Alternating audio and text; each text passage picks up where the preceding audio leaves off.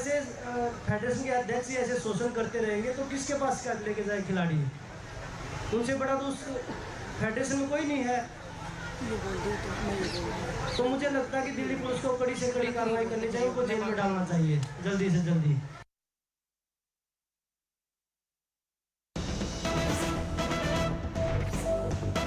And before we get you a timeline of this crucial case, let's also play out a reaction that's coming in from Brij Bhushan, the ex-chief as far as the Wrestling Federation of India is concerned. This is what he's had to say.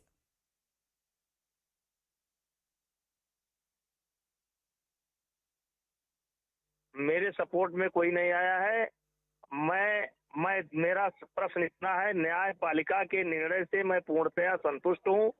Police की कार्यप्रणाली से मैं पूर्णतया संतुष्ट हूँ। जांच में जहां भी सहयोग की जरूरत पड़ेगी मैं पूरी जांच में सहयोग करूंगा। यही मेरा अंतिम बयान दर्ज किया जाए। So there you heard from the ex-chief as far as the Wrestling Federation of India is concerned, Brij Bhushan. He's spoken out for the first time exclusively to CNN News 18. He's gone on to say that he will cooperate as far as the investigation is concerned. Let's also now bring you a timeline of what really are the allegations and the issue and why are the wrestlers continuing to protest. It all started on the 18th of January when the Olympians accused at that time, the boss of the Wrestling Federation of India, Brij Bhushan, and the allegations were very serious. The allegations were of sexually exploiting female wrestlers. At that point, you had Brij Bhushan, who was then the chief of the Wrestling Federation of India. He rejected these allegations, and at that time, he had said that he's ready to be hanged as well. 24 hours later, you had Babita Phogat, who met these wrestlers on behalf of the government. The wrestlers at that point also then held marathon meetings with the sports minister as well, and assurances were given to them. On the 20th of January, you had the sports minister then, after hearing all the concerns, forming an oversight panel saying that Brij Bhushan will step aside, but the wrestlers were not convinced. The wrestlers at that time, because these assurances were given, they called off their stir because of the clarification that also came and because they thought their support was growing from the government. On the 21st of January, you had Brij Bhushan, who rejected all these allegations, but he did step down as far as the Wrestling Federation chief is concerned. If you cut to 23rd of February, you had the sports ministry extending the deadline by 2 weeks given to the formation of the committee. On the 28th of February, you had Brij Bhushan, who appeared before the government-appointed committee.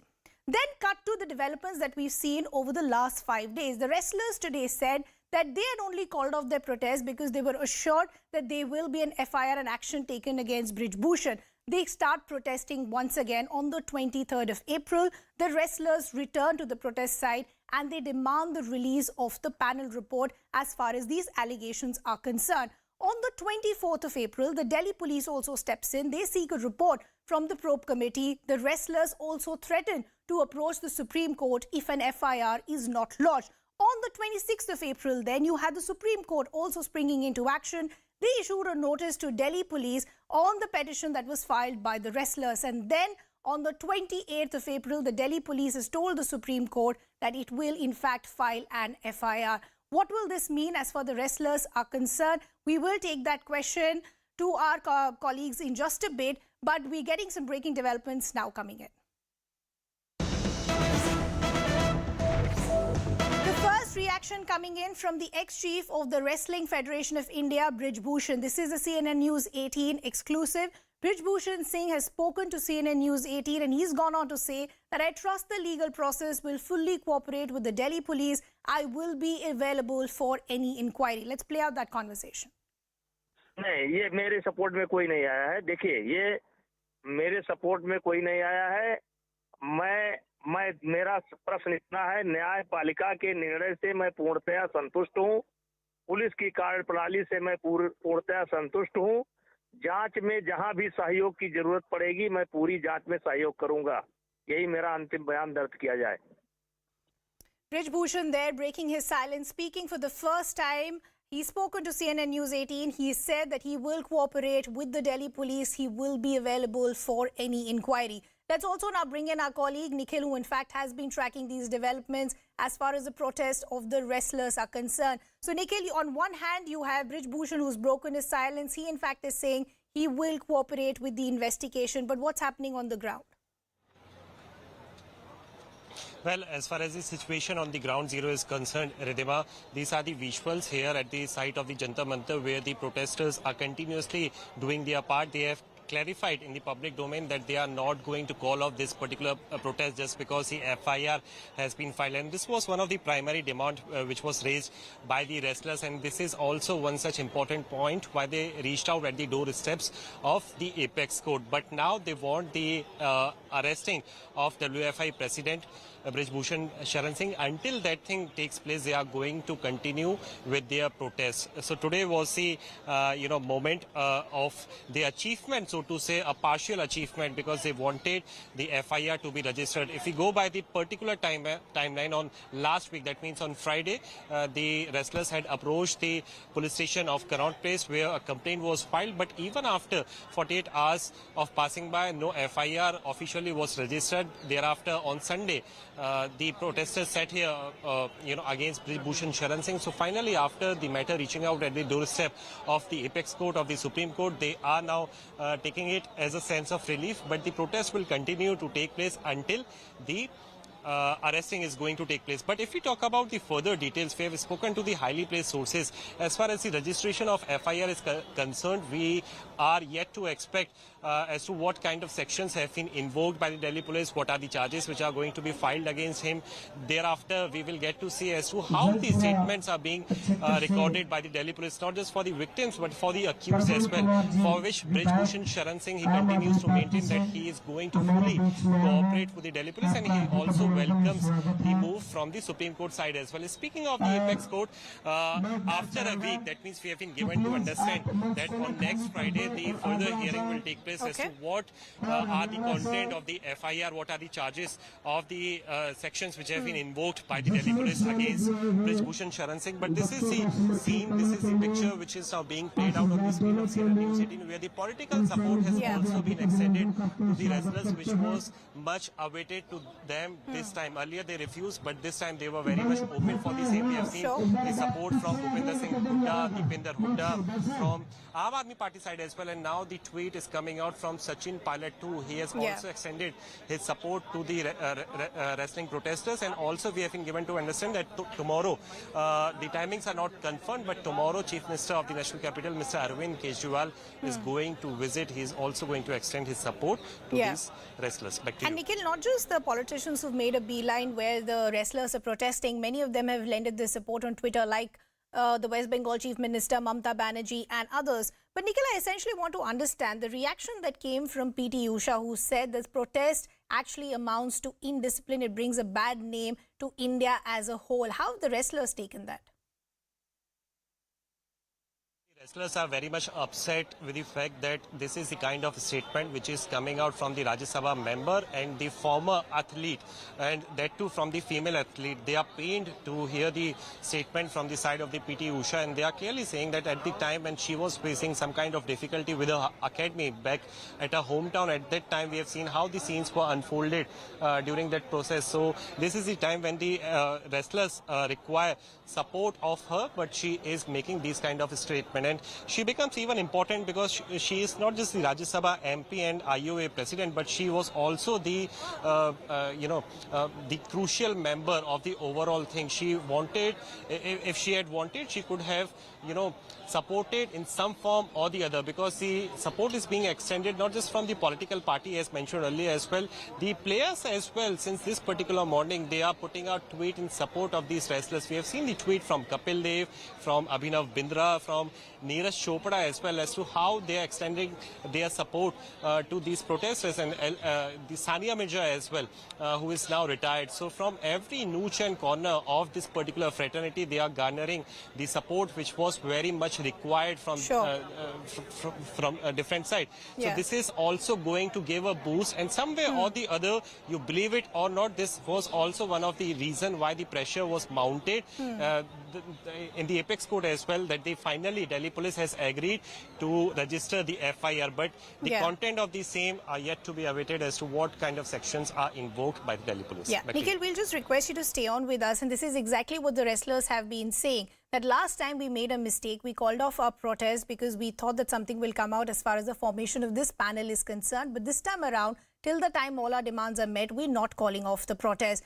We also have former track and field athlete Ashwini Nachappa also now joining us on the broadcast to understand how does she see the protest that is coming in from the wrestlers and whether these allegations is something that has been a reality but never spoken by many. Ma'am, we really appreciate you taking out the time and joining us here on CNN News 18. I want to first begin by understanding wrestlers have been out on the streets for almost a week now, this after they were protesting in February as well. How do you see the allegations and the protest?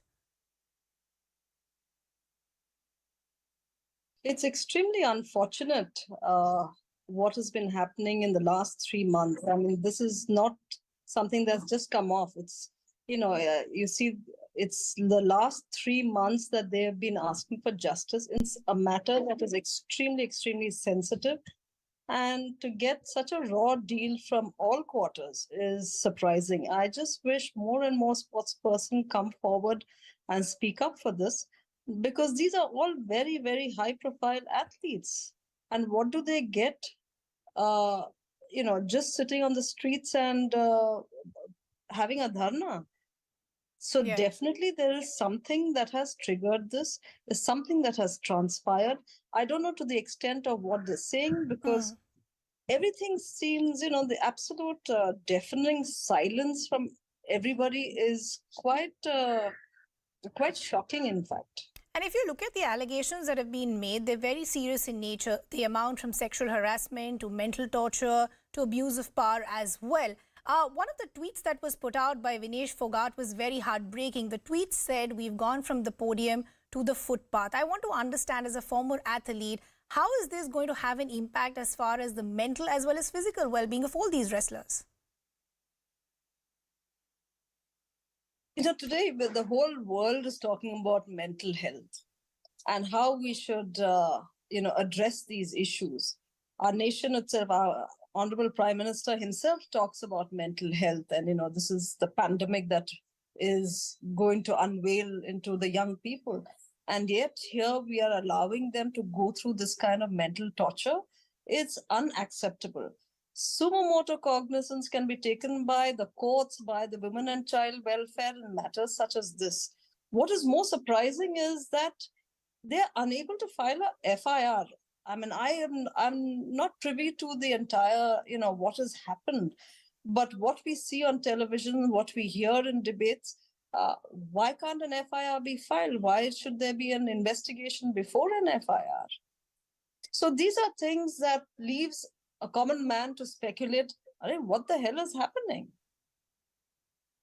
And I think at such distressing times, athletes need everybody's support, especially the sporting fraternity.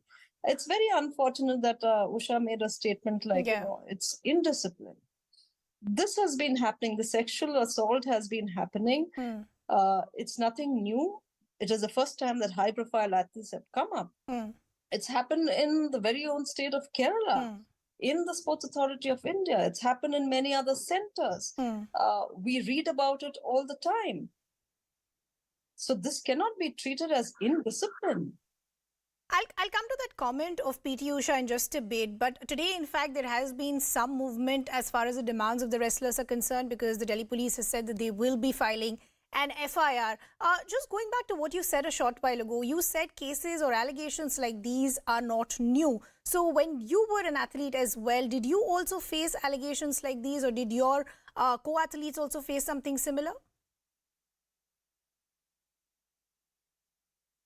Not that I have come across, nor have I been subjected to that. But I did head a committee, a parliamentary, this thing set up by the parliamentary delegates. It was a committee to look into the suicide of the children in the Sai Center in Kerala. And I was a chairman of it, which also had Gopi Chand in it. And we traveled around the country and we put up the report. It's in the public domain. What needs to be done, how capacity building needs to be done, how children should be treated. It's all there in public domain. So I mean, this must be about 10 years back. So I'm saying these things have been happening, and it's happened even after this. So you're saying allegations, or this is an unfortunate reality that everybody knows but nobody really wants to take any action. Going back to the comment that has been made by P.T. Usha, who's gone on to say that these protests put the athletes in a very bad light. They show Indian sports also in a bad light. Do you think the rationale is correct? Is this indiscipline, or is this just a fight for the wrestlers' rights? See, for me, what is more worrying is why would parents want their children out in sport? For me, that is more worrying. It is, it's easy to sit on the other side of the fence and comment. But what these kids have gone through must have been a torture themselves. And you're fighting against very powerful men. So I am saying, why is there silence from the committee that has set up? Why is there silence from everybody? Let the report come out. Let even for these athletes, let them bring it out. Who's done what? Let it shame the people if they have done it. If you have the proof, just come out in the open. It's far too long they waited. The counter here that's coming by many is that, one, why did the wrestlers wait too long? And secondly, why couldn't they just file an F.I.R. earlier? See, I feel I met Vinesh Phogat in a function in Mumbai, and I think they were not guided well. They don't know the legalities of it and how to go about it. They all thought they'd get together and, since nobody was listening to them and they're very powerful people in the federation, they thought that this is the best way to go forward. So you feel they were possibly not guided well, they didn't get the kind of support they'd anticipated for. I also want to understand that today, when these wrestlers are still out protesting and they want to continue protesting, is there also a real threat of them not being picked up for international championships? Is that a threat, do you think, that wrestlers already know? The system is only for the powerful. It's great when they win medals, these powerful people want to take credit for it. But when at times of distress, there is nobody who's going to support them. And in fact, I feel sad that the sports fraternity don't come forward. There's hardly a few of us who've spoken up. I saw Sania Mirza's tweet today, Abhinav Bindra's, but who are the people who are coming forward and talking other than 3 or 4 of us? Ma'am, always a pleasure speaking to you. Ashwini Nachappa, thank you so much for taking our time and joining us here on CNN News 18. Let's also take a look at some of the other reactions. शायद जितना दिल में दर्द आज जंतर मंतर आके हुआ है, शायद दिल में दर्द कभी इतना नहीं हुआ है जितना आज दिल में दर्द हुआ है। इतने दुख की बात है कि जिस पे पूरे देश को गर्व है, आज उसे अपने हक की लड़ाई पे जंतर मंतर पे बैठना पड़ रहा है। मुझे लगता है कि पूरे देश को शर्मसार होना चाहिए। मैं सबसे पहले इन खिलाड़ियों को सलाम करती हूँ, क्योंकि मुझे पता है कि ऐसे आवाज उठाने के लिए कितनी हिम्मत चाहिए होती है। अच्छी बात नहीं है कि देश के खिलाड़ियों को, जिन्हें आज अपने प्रैक्टिस के अंदर होना चाहिए था, वो आज यहाँ जंतर मंतर पे बैठे हैं। गर्मी है, धूप है, प्यास है, मच्छर है, और ये हमारी बहनें अपने हक के लिए यहाँ पे बैठी हैं। और ये बहुत बड़ी बात है, जितनी भी हमारी ये बहनें जो खिलाड़ी हैं, हमारे भाई जो खिलाड़ी हैं, वो आज यहाँ पे बैठे हैं तो अपना पूरा का पूरा करियर दांव पे लगा के वहां पे बैठे। देखिए, पिछली बार भी मैंने स्वयं व्यक्तिगत रूप से मिला, भारत सरकार की खेल सचिव मिली, हमारे अधिकारी मिले, मैं भी कई घंटों तक, एक दिन नहीं 2 दिन उनसे मिला। उनसे बातचीत करके कमेटी का गठन किया गया, फैक्ट फाइंडिंग कमेटी का, ओवरसाइट कमेटी का। जब ये कमेटी बनी, उस कमेटी में भी महिलाओं को ही ज़्यादा तादाद में रखा गया, और इसलिए था कि महिलाओं के सामने महिला अपनी बात खुलकर कर सकती है, और सबको अवसर दिया गया। निष्पक्ष चुनाव कराने के लिए एक इंडियन ओलंपिक एसोसिएशन को हमने वो अधिकार दे दिया। पहले भी ऐसा ही होता था, इंडियन ओलंपिक एसोसिएशन करती थी। क्या बातचीत हुई आपकी अगर वॉक करते हुए? अगर हमारा पूरा समर्थन इन रेसलर्स के साथ है। इनकी न्याय की मांग, कोई हमारी बेटियां हैं, इनको न्याय मिले। हम न्याय से ज्यादा कुछ नहीं चाहिए, हमें न्याय हो। जो आरोपी व्यक्ति है उसके खिलाफ FIR हो और उसके खिलाफ CBI की इंक्वायरी हो और जो भी जो दोषी पाए जाए उनके खिलाफ कार्रवाई हो। कभी ये कहा कि एक प्रदेश के हैं, कभी कह दो कि एक जाति के हैं, कभी ये कह दो कि ये इसके पीछे मेरा नाम लिया जाए। अनुराग ठाकुर जी स्वयं अब शक के दायरे में है। 3 महीने तक हमारी बेटियां न्याय के लिए गुहार करती रही, लेकिन उनके कहने पर एक ऐसे हिस्ट्री शीटर जिनके ऊपर 38 मुकदमे, हर धारा के तहत मुकदमे उन पर आज भी दायर है और 84 मुकदमे कुल उन्होंने भुगते हैं, जिनमें 38 अभी भी कायम है। ऐसे एक अपराधी प्रवृत्ति के व्यक्ति के ऊपर FIR भी दर्ज नहीं करा रहे आप देश के ओलंपिक मेडल विनर्स के कंप्लेंट पे।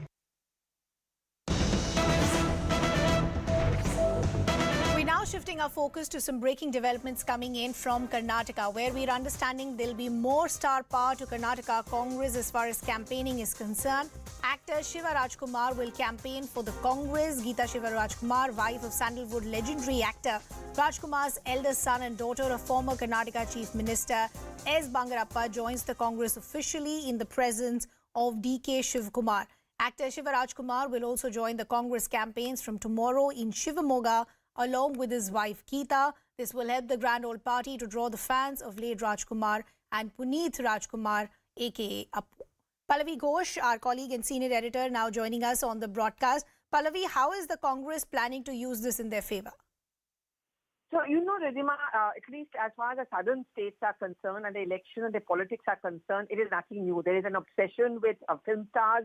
They've either been a part of active politics or they have been roped into campaign. The jury is still out on whether it really works or not electorally, but certainly it manages to draw the crowds. Now, in the case of Congress party, we saw Kicha Sudhi, for example, campaigning actively for the BJP in many of the constituencies, and the Congress certainly doesn't want to be left behind, which is why now they have very proudly announced the fact that there is going to be actor Shiv Kumar who is going to be campaigning for the Congress party from tomorrow onwards. Geeta Shiv Kumar, as you pointed out yourself, is also now formally joined the Congress party. And in this case, they want to do two things. One, to match the star power as far as the BJP's campaign is concerned. And second, to draw in the sympathy factor as far as the late Puneet Rajkumar is concerned. I mean, it's his death anniversary. He's being remembered. And he is, of course, a very, very popular Kannada film star. So the Congress hopes that in the last decisive phase of the campaign and the battle for Karnataka, this star power will be able to help them to match the BJP as well. Pallavi, I just want to understand, when Kicha Sudeep had said that he will campaign for the BJP, the Congress had raised a lot of questions. That in fact asked for ban as far as his ads and films are concerned. Now that the Congress themselves are using a star campaigner, what is their rationale? Not much. This is how the politicians and politics works. I mean, at the end of the day, they all justify you doing the same thing. In fact, there was a very interesting soundbite which came in from DK Shivkumar, where he claimed earlier in the day that Kicha Sudeep will also actually campaign for us in many areas. I don't know how he managed to say that, but the fact that the Congress was also forced to rope in film stars for its campaign shows they do not want to let go of any opportunity to kind of increasing the enthusiasm among the crowds. These film stars are crowd pullers. There is still no guarantee that the crowds who turn up for these rallies actually end up voting for the party that they have come here to watch. But the Congress is certainly calculating that they're going to leave no stone unturned. They're going to try and match the star power of the BJP. And as I said, we are inching closer to the last few days of campaigning for the Karnataka elections. And the Congress party doesn't really want to leave anything to chance. Pallavi, you said something very interesting a short while ago, that the political parties would want to use all their might as we enter the last leg. So we've seen political war words, name calling, star power. What else can we expect as we hit the last leg? Well, I mean, using every trump card possible. From tomorrow onwards, the Prime Minister is going to hit the campaign trail. And I think the Congress party is trying to sharpen, at least that's what my sources have told me, that they are going to try and sharpen up their responses, their reactions, because they do know that the Prime Minister hitting the ground through roadshows and rallies could be a turnaround movement, and they don't want to leave anything to chance, which is why there are going to be more and more campaigns of Rahul Gandhi, Priyanka Gandhi Vadra, and of course the three leaders who are the strongest leaders of the Congress party on the ground, which is D.K. Shiv Kumar, Siddaramaiah, and of course the Congress President Mallikarjun Kharge. So there are going to be more rallies, road shows which are being planned as far as the Congress party is concerned to match the Prime Minister's campaign over here. And more important, Ridhima, also what Congress sources are telling me is that we're going to be very closely monitoring what the Prime Minister says. Will he raise the Kharge's poisonous snake comment? Because then we are going to counter it with Vish Kanya being labeled for Sonia Gandhi. Pallavi, we'll leave the conversation there. Thanks a lot for getting us all those details. Time for us to slip into a very short break. Don't go anywhere. We're coming back with lots more.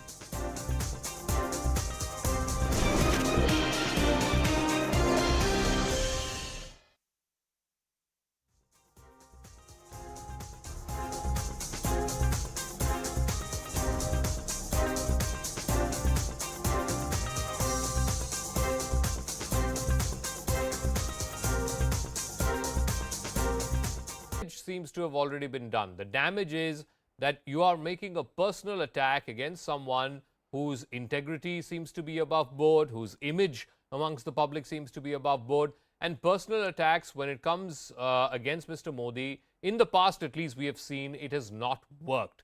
So what explains why Mr. Kharge said what he said, and then of course the subsequent retraction and apology, if you will?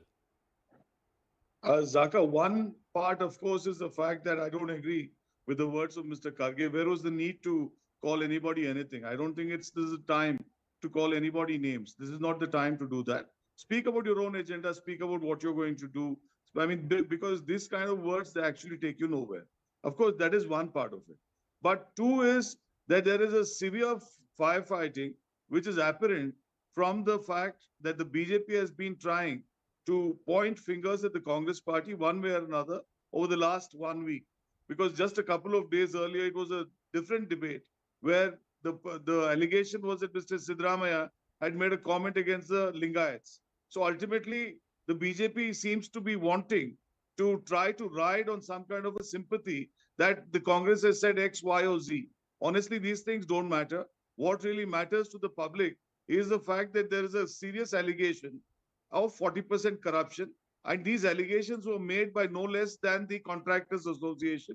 Okay. The Contractors Association written not to anybody else, but to the Prime Minister, not now, nearly 3 years ago. Prime Minister did absolutely nothing about it, forgot about it. And while we were all waiting with bated breath that the Prime Minister would act, finally Prime Minister acted, but not against the corrupt ministers or so on and so forth. Not against Mr. Ishwarappa, not against Mr. Limbavali, or on the basis of which 2 people had committed suicide, or not Mr. Madal Virupakshappa was caught red-handed with 8 crore. But the Contractors Association president was picked up middle of the night. 84-year-old man was brought before the magistrate. So I think all this, trying to point one finger at the Congress party and all that is not going to help. At least in Karnataka, the landscape of Karnataka is totally different. This is not going to have any impact at all whatsoever on the Karnataka people. Let me ask. People are actually angry with Mr. Modi. Okay, let me ask Sanket. Once again, Brijesh, let me ask Sanket Yanagi this. Of course, Brijesh says that this will have no impact on the elections and that personal attacks on Mr. Modi will not have an impact on the Karnataka elections. But the fact is, we have seen this in the past in Gujarat, where he was called Dasar Ka Ravan, and then before that in the Neech ki Kisam ki Aadmi comment by Manishankar Iyer before the 2017 Gujarat elections, Chaiwala before 2014. Mr. Modi will be hitting the campaign trail in Karnataka on Saturday, and we are expecting that he will use this comment by no less than the Congress president to turn it around and say that this is the Congress's elitist mindset, that they represent the ideas of one family, one set of individuals. They have contempt for the rest of the political class, including the Prime Minister. Firstly, the Karnataka people, the voters of the Karnataka are wise enough to identify what the real issues are in this state. And this is no longer an issue in this state. And what there is a saying in English, what you reap is what you sow. And if you look at the circumstances wherein Prime Minister Modi has said Shurpaniki to one of the Congress MP and a raincoat PM to the Prime Minister, former Prime Minister in the Parliament, and Congress ki vidwa to the former President of the Congress, and to Rahul Gandhi so many times, so many ways. Like that, everyone has been targeted by Mr. Modi. And when Mr. Modi can target others, similarly he will get targeted. And secondly, Mr. Mallikarjun Kharge has very clearly said that it was the BJP's ideology which he wanted to refer, and he has referred it to. And more so, he is not personally targeting Mr. Modi. When he made a clarification to that aspect of the matter, in my opinion, there is no further debate required on this issue, and it has to come to an end. But Mr. Yanagi, the point is, why did Mr. Kharge have to say these words? The fact that he said it, comparing Mr. Modi to a poisonous snake, and then sort of retracting from it, the damage has already been done. Now, you cannot stop Mr. Modi from raising this issue and saying that, look, this is what the Congress refers to the Prime Minister of the country in rather disparaging terms and tenor. I would answer this question. We can't stop BJP, or we can't stop Modi, or we can't stop certain section of the media from raising this issue, because that is their benefit. And more so, for the second point which I would like to make is, the real issues are entirely different. Corruption is the real issue. Malnutrition is another issue. And underdevelopment in the state of Karnataka is another issue. The poor promises made by the BJP while coming to power, which have not been fulfilled, not even 10% is the issue.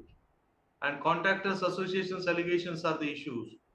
And the money which has been unearthed in the house of the BJP legislators or the BJP ministers is an issue. So there are so many issues which the BJP is unable to answer or unable to react to those issues, for which reason ultimately BJP has to rely upon some issue to divert the attention of the people, which will not be. So let me ask Sanjay Jha, is this a diversionary tactic, or whether it is, something that will cost the Congress? Because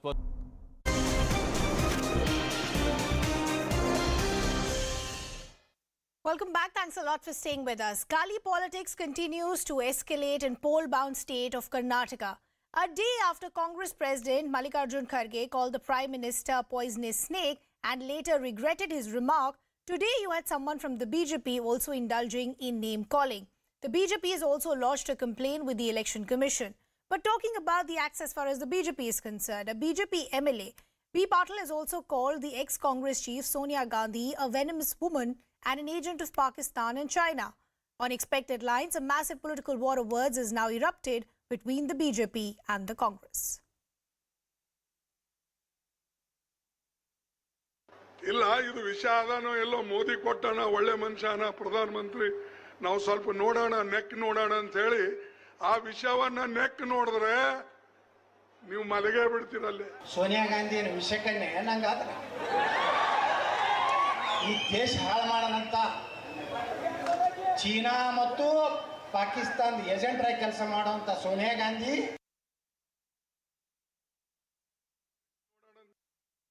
पूरी दुनिया जिस प्रधानमंत्री का स्वागत करती है, हमारे नेता मोदी जी का स्वागत करती है, सम्मान करती है, एक कांग्रेस के अध्यक्ष खड़गे जी उनको कहते हैं कि विषैला सांप जैसे हैं. अरे कांग्रेस वालों, आपकी मति मारी गई है, मति मारी गई है.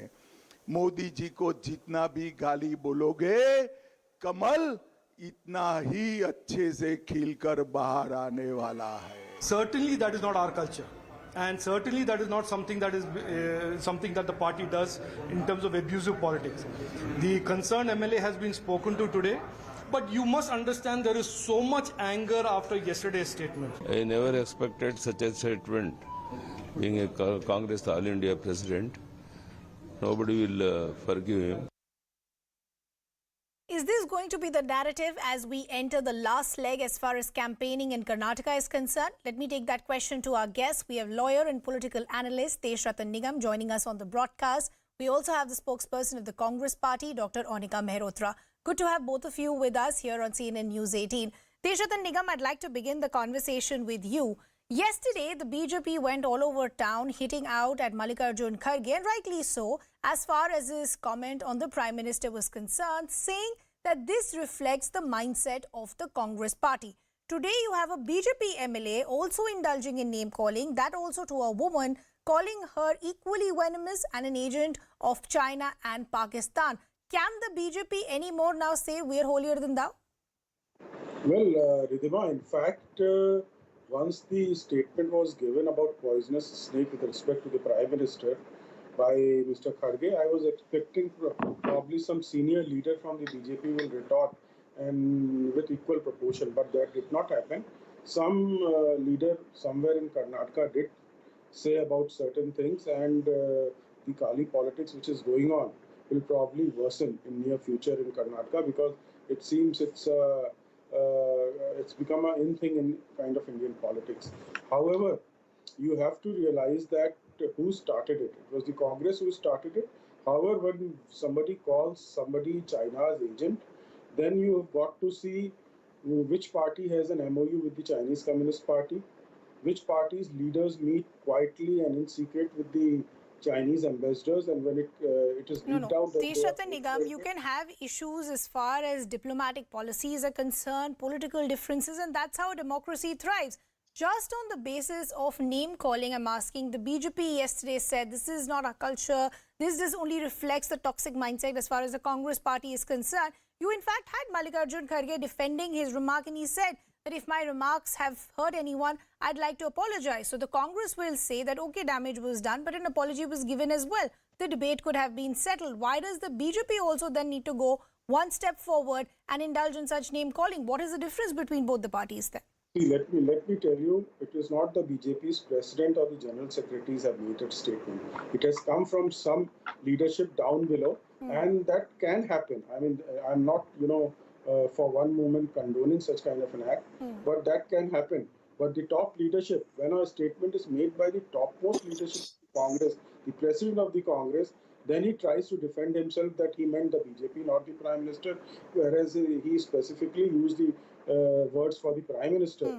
So there is a difference, if there was some senior leader of the BJP, say Rajnath Singh or the Prime Minister or JP Nadda or former President had made such kind of statement. No, but Tesh Ratan Nigam, the question is, why does anybody even have to indulge in name calling? Does it even have any iota of difference as far as the voter is concerned? Let me bring in Onika also in the conversation. Onika, this is not the first time, and I'm referring to the comment that was made by Mallikarjun Kharge, that a Congress leader or a Congress representative has indulged in name calling. But unfortunately, for the Congress party, it has always backfired. Just before the Gujarat elections, we'd seen the comment that came from Mallikarjun Kharge comparing Modi to Ravan.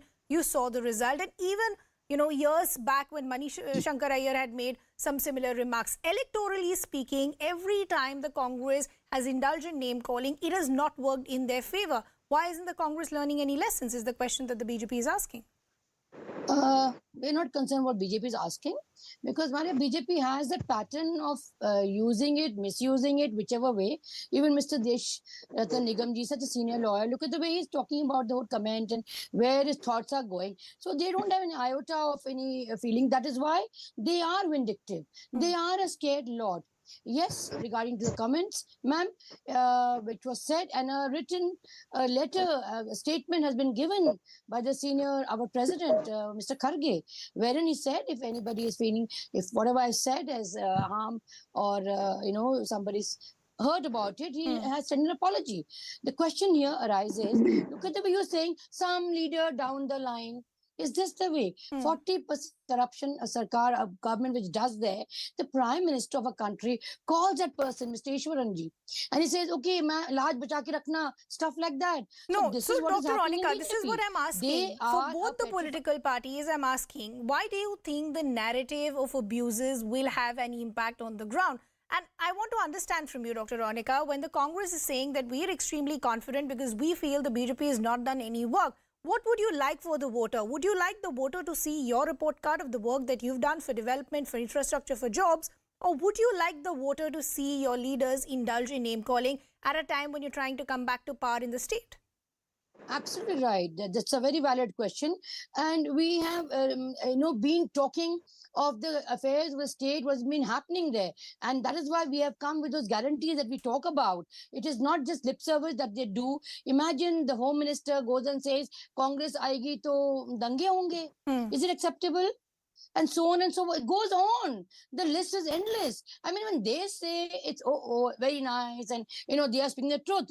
And if somebody tells about the BJP's politics, the vindictive politics, the divisive policy they have, and we talk about that, they beat around the bush. And Deshantan Nigam, I agree with the point that Dr. Ronika is making, that if you go back to the campaign trail of the Home Minister, he did say that all that the Congress did was to incite some sort of riots or create disturbance on the ground. So then the criticism coming in against the BJP is that the BJP is just not confident with the kind of work that they've done, because if they had, that they wouldn't want to indulge in a polarizing narrative.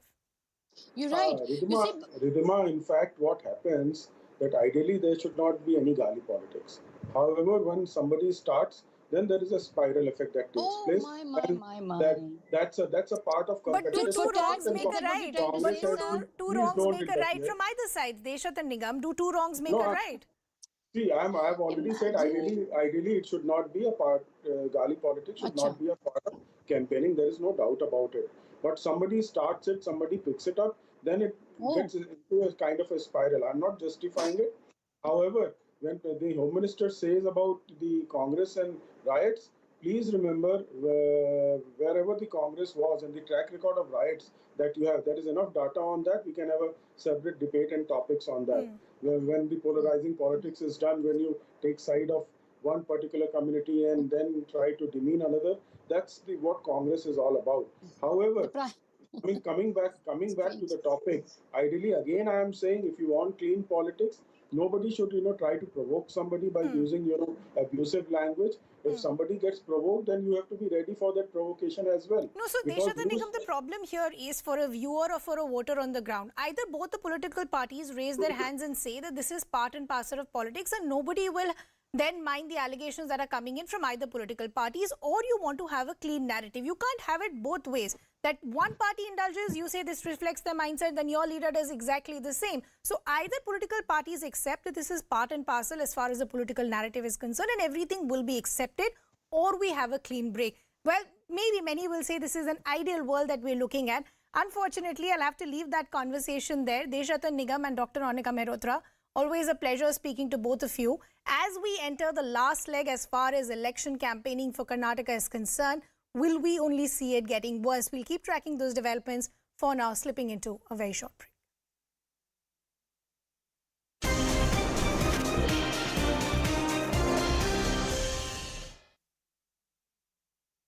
So many issues which the BJP is unable to answer or unable to react to those issues, for which reason ultimately BJP has to rely upon some issue to divert the attention of the people, which will not be. So let me ask Sanjay Jha, is this a diversionary tactic, or whether it is, something that will cost the Congress because personal attacks have not worked against Mr. Modi? Fact of the matter is that there was this feeling that, keep it to local issues, keep it to, corruption by the Mumbai government, the reservation issue, which a lot of people seem to be agitated about. But somehow here comes the national president of the Congress and says something which is completely uncalled for, actually, in the campaign of Karnataka, to make a personal attack against Mr. Modi. Now, you can't blame the BJP if they're going to take this to town, saying that, look, this reflects the mindset of the Congress party, because after all, no less than the president of the Congress party has made this comment. Zaka, I can tell you this is a manifestation of BJP's political desperation. I just spoke actually a couple of hours ago to some people from Karnataka, and they are unanimous in saying that the 40% cut government. I mean, it's such a joke that this is how BJP is being talked about in the political lexicon in Karnataka and I think all over the country. They are headed for a rout, for a wipeout. And I can tell you the exhibition over, the comment made by Imran Pratap Garhi when he was met Atiq Ahmed some decades ago, or, blaming Mr. Siddaramaiah, as I think the gentleman spoke before me, tells you that the BJP is cornered and they are headed for a defeat. And I'll give you two examples that are very pertinent here, Zaka. To me, I'll tell you what is more serious, and the voters and the enlightened voters of Karnataka are fully aware. Amit Shah, India's Home Minister, responsible for the internal security of this country, makes a statement where he says that if the BJP were not to come into power in Karnataka, they will face communal riots. This is the man who's supposed to spread serenity and create tranquility and syncretism in our society. He has an F.I.R. against him lodged by the Congress. I mean, isn't that a mammoth shame? You think the people of Karnataka are not aware? And that is the fundamental challenge to our future. The second point, Narendra Modi, and I'm going to quote to you, this is very important and I want to quote this to you, Zaka. He accused Dr. Manmohan Singh. It was not another ad hominem attack. He said that Dr. Manmohan Singh was hand in glove with Pakistan, trying to install Amit Patel or somebody with Pakistan sympathy as the Chief Minister of Gujarat. Professor Sarangi, first things first, is there a pattern here where you believe that the Congress at critical times in critical elections ends up making these sort of personal comments against Mr. Modi in a way that it costs the Congress party? A very good evening. Frustration, desperation, hopelessness and cynicism. I think these are the words that come to my mind when I think of the Congress and Mallikarjun Kharge ji against the backdrop of his statement of poisonous snake made against Prime Minister Modi in Karnataka. See, Mallikarjun Kharge, the president of the Congress party, knows what's coming. They are going to bite the dust in the Karnataka elections, and I tell you, the people of Karnataka will definitely not take his expression very lightly, very kindly. Now here is a person, Prime Minister Narendra Modi, who is loved by most of the Indians, and in 3 consecutive surveys at the world level, he has been adjudged as the most popular leader. So whom is he speaking against? And this is not for the first time that the Congress has done so. Okay. I think you just talked about many instances. Ravan, Neech, Maut ka Saudagar, Modi teri kabr khudegi. What kind of expressions? See, we are talking about the Prime Minister of the country. We need to have some respect for this highest constitutional post too. And more so, we are talking about a very popular leader of the country who is accepted by all. So I think more or less this expresses reflects the mindset of the Congress. They have stooped very low, and I think they know what's coming. They are desperate, they are frustrated, and you rightly pointed out that before the Gujarat Assembly elections, Prime Minister Modi had been termed Ravan by the same person, and we know what happened thereafter. Okay. So I'm sure this statement would boomerang, and we are going to win the Karnataka elections, and I think Congress will have to pay for this kind of Okay, so let me ask Brijesh Karlappa. I mean, although Mr. Kharge has apologized and clearly, you can say what you want about him apologizing for it, but the damage seems to have already been done. The damage is that you are making a personal attack against someone whose integrity seems to be above board, whose image amongst the public seems to be above board, and personal attacks when it comes against Mr. Modi, in the past at least we have seen it has not worked. So what explains why Mr. Kharge said...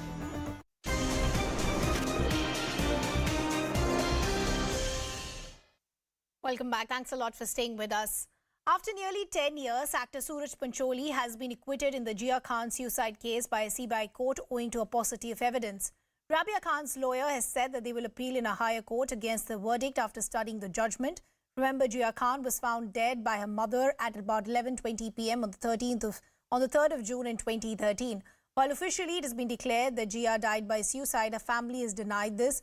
Pancholi had been charged with abetment to suicide in 2015, and today the verdict that has come in is that Suraj Pancholi has been found not guilty. He's had an acquittal, but the word that we're picking up from Rabia Khan and the legal team is that they in fact will challenge this. Let's also now bring in our colleague Yesha Kotak, who in fact has been tracking these developments. Yesha, help us understand what happened in court. What made the court reach the verdict that Suraj Pancholi had to be acquitted? So in fact, the order that was brought in by the Sessions Court, the special CBI court, which was headed by A.S. Syed, he clearly mentioned, he had in fact called Suraj Pancholi to the witness box. On calling him, he said, due to paucity of any kind of witnesses, any kind of evidences is where I'm acquitting you.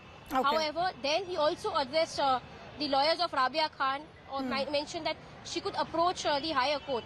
So here we see that it's a clear case wherein there were not enough evidences found, despite the fact that 22 witnesses were examined. Okay. A 10-year-long court battle was on, but despite that, there was an acquittal that took place. Yes. Okay. Yesha, we leave the conversation there. Thanks a lot for getting us those details. So what is going to be the plan of action as far as the legal team of Jiah Khan is concerned? We have their lawyer, Shekhar Jagtap, in fact, now joining us on the broadcast. So thank you so much for taking our time and joining us here on CNN News 18. This is a big setback for you and your client. How are you seeing the verdict?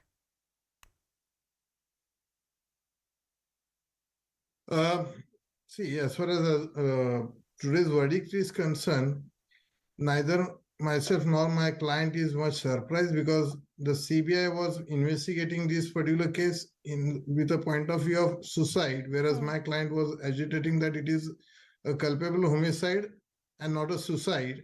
So the verdict, which is delivered by Honorable Special Court under CBI, is for want of appropriate sufficient evidence, the accused is acquitted. We are not much surprised for three important reasons. Number one, from day one, my client was informing that the investigation is not happening the way legally it is required to be conducted, either by Jew police station or by Central Bureau of Investigation.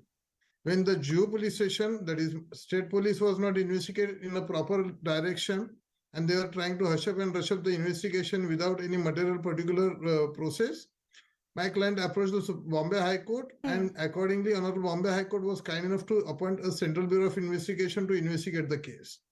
But the problem started thereafter, because Central Bureau of Investigation did not pick up the relevant material from the Jew police station as well. Okay. Case diary, for example, or the charge sheet which was already filed by Jew police station, along with the articles collected in the course of investigation filed in the court of law, Sessions Court, that also did not collect by CBI. So while continuing investigation, the CBI was expected to have a review of investigation and start process without being affected or turned to be biased of a Jew police station. So what you're saying is crucial. You're saying you're questioning the role as far as the investigating agencies are concerned. But this is a case that's almost taken a decade for the final verdict to come in.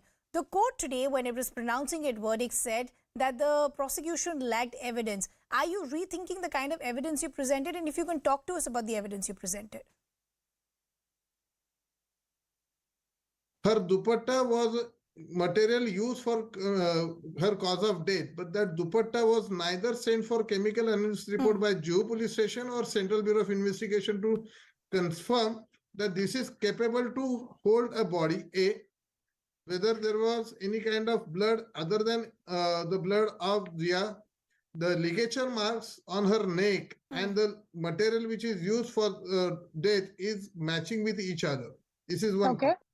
Part two, Suraj Pancholi was using a cellular mobile instrument of BlackBerry make. Cellular mobile company having a BlackBerry facility, he never gave a password of that. Of course, under Article 20, Sub-Article 3, he has right to remain silent. It cannot be a self-incrimination evidence, but the CBI would have taken an assistance of BlackBerry company. Jiah Khan was a US citizen. Federal Bureau of Investigation Agency also could have been involved for the purpose of getting that data to open what exactly transpired between Jiah Khan and Suraj Pancholi on the fateful night. And that was a particular evidence which CBI or the Jew police station.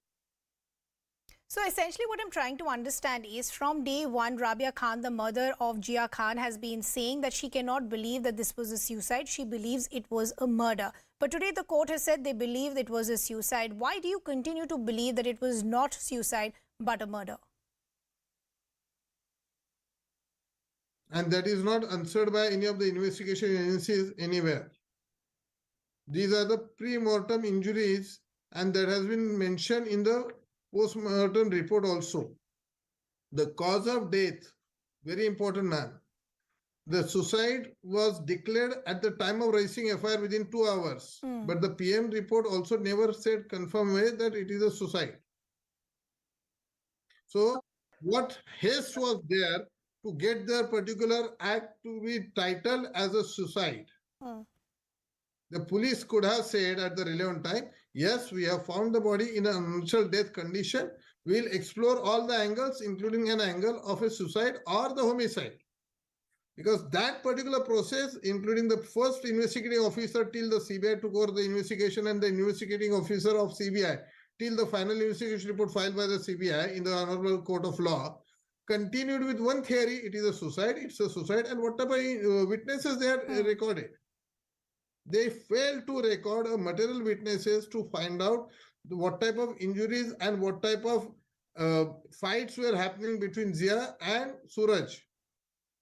So I'm trying to understand, you're essentially going back to from where this case had started, but because a verdict has come today, we're already getting the first reaction of Suraj Pancholi. He's saying that yes, okay, the verdict has gone in his favor, but who will bring the 10 years that he's already lost? We also spoke to Jiah Khan earlier in the day, your client, and she said that she's fought for 10 more years. She's ready to take the fight forward. So what is going to be the plan of your legal team and of your client? Will you now approach a higher court? Since the verdict is declared today, we are waiting for the copy of verdict. We will analyze the contents in the verdict. I'm already instructed by my client to prefer an appeal against the acquittal, and Honorable Session Judge also kind enough to give an idea to my client in the open court that since he has exercised his jurisdiction by perusing the record and evidence, he has given an acquittal for want of sufficient evidence against Suraj Pancholi. But that particular verdict, my client can challenge it before the Superior Court. So we are still on the point of challenging it, not only on the evidence which is collected by CBI, but from time to time on the 2 rounds of our previous course of action before the Special Court as well as Honorable High Court, that there are lacunas in the investigation, and this could have been other than suicidal case. That investigation was never conducted, so we will have those grounds before the Honorable High Court. Okay, so you were saying you will use further legal options and you will pursue this case with the higher courts as well. Shekhar Jagtap, pleasure speaking to you. Thank you so much for taking our time and joining us here on CNN News 18. With that, it's a wrap from my side, but news continues here on CNN News 18. Plain Speak with Griha is up next.